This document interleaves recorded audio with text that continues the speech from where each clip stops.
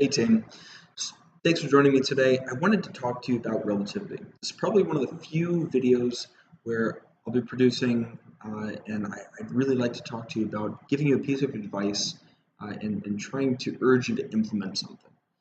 And so when I say relativity, I mean thinking in terms of Bitcoin and Satoshi. So Satoshi is the units of measure that Bitcoin is expressed in or broken down into. What I mean is uh, one Satoshi is equal to 0.0000001 Bitcoin. That's 7 zeros in front of the one.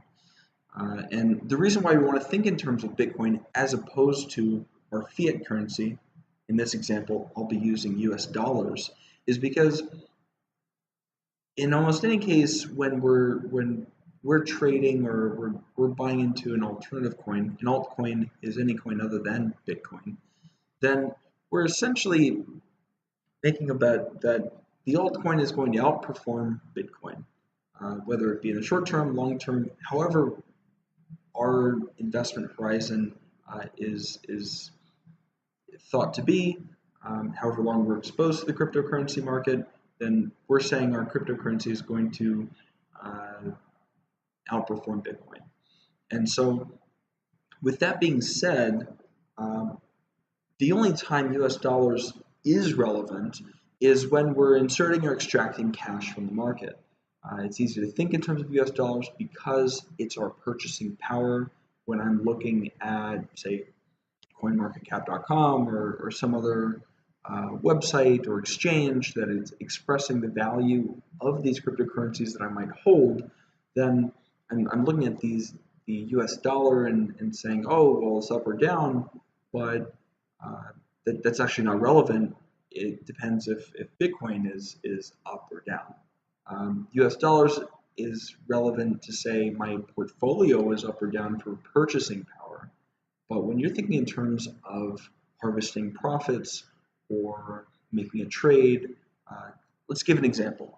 Hypothetical portfolio, I decide to have 20% in 5 different mega cap cryptocurrencies. I'll say I'll hold Ethereum, Ripple, Cardano, Litecoin, and IOTA. Right, 20% in each. That's my portfolio. When I go to execute that trade, I put in the orders. Orders come back. They're executed. I should measure, sure, the US dollars that I put in, or my Canadian dollars that I put in, whatever your home fiat is, and then I should also record at what Satoshi level those trades were executed at as well, and record that, because had I just bought Bitcoin between now, say January 18th at 3:30 p.m. Eastern Standard Time, and 3 weeks from now, 3 months from now, 3 years from now, what am I looking at in terms of Satoshi? Did I outperform the King Kong of coins right now? And so it's important to use a benchmark because it tells us if we're creating or destroying value with our portfolio picks. Great example. United States has the S&P 500. It's a typical benchmark for large cap equity trading, and very few investment managers are able to outperform the S&P 500, whether it be a year, 3 years, or 5 years of time horizon. The long list of losers, if you will, the investment managers that can't outperform the S&P 500, that list becomes much longer.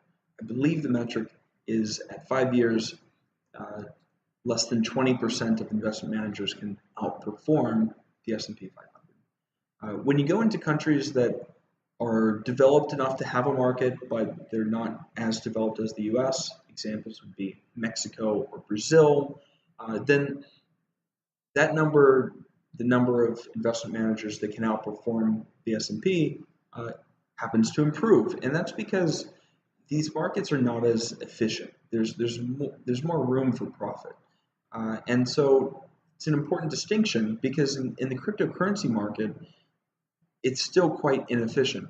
The markets aren't always logical. and they are quite emotional. There's a lot of room for hype, for big swings, and as a money manager, there's a lot of room for profit. That said, it's important to measure your profits, measure your trades.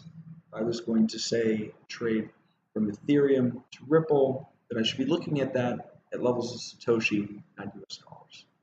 Thanks so much for joining me. If you've got ideas for a different benchmark or maybe a combination of mega cap coins or altcoins that you think should be included in the benchmark, be sure to include that below.